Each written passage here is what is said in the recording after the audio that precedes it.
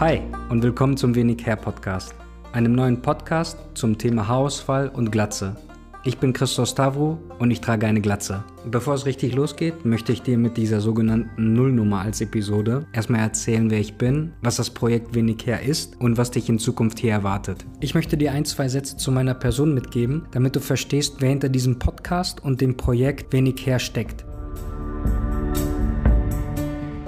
Ich bin der Christos, ich wohne in Köln und ich bin selbstständiger User Experience Designer. Als User Experience Designer bin ich für das Look and Feel von Webseiten und Apps verantwortlich. Das nehme ich mir nun als Überleitung, damit ich dir erzähle, wieso ich das Projekt Wenig Hair machen möchte.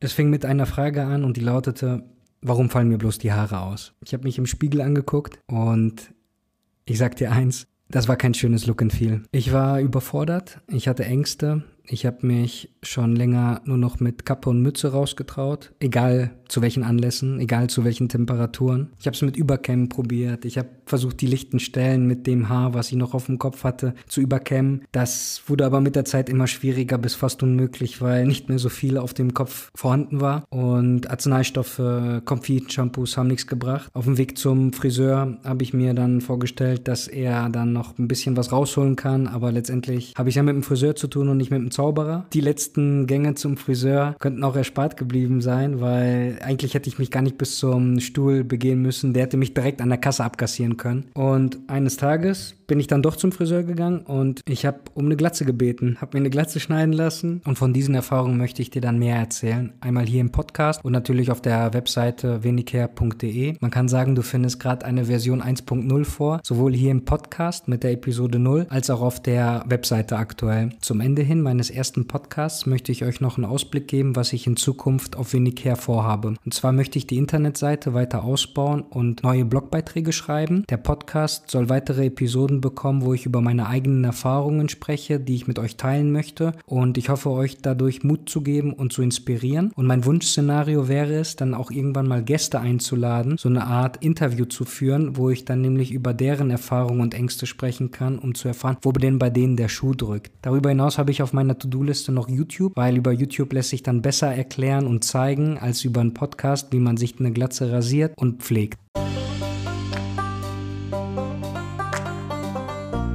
Wir sind auch schon fast ans Ende angekommen in der ersten Podcast-Episode und zur Episode 0 hatte mein Bruder eine Anekdote und zwar gucken wir beide sehr gerne Filme und ein Filmtrailer ist ähnlich aufgebaut. Man bekommt am Anfang schon das Cover zu sehen und 2 bis 3 Minuten aus dem Film, um eine grobe Idee davon zu bekommen, was einen erwartet und ob das auch einen anspricht. Du hast die Möglichkeit, mir Feedback mitzuteilen und ich bin auf deinen Input gespannt. Du hast die Möglichkeit, das über meine Internetseite zu machen, wenighair.de, da ist ein Kontaktformular, oder zum Beispiel über Instagram auf wenighair.de. Ich danke dir sehr für deine Aufmerksamkeit. Bis zur nächsten Episode.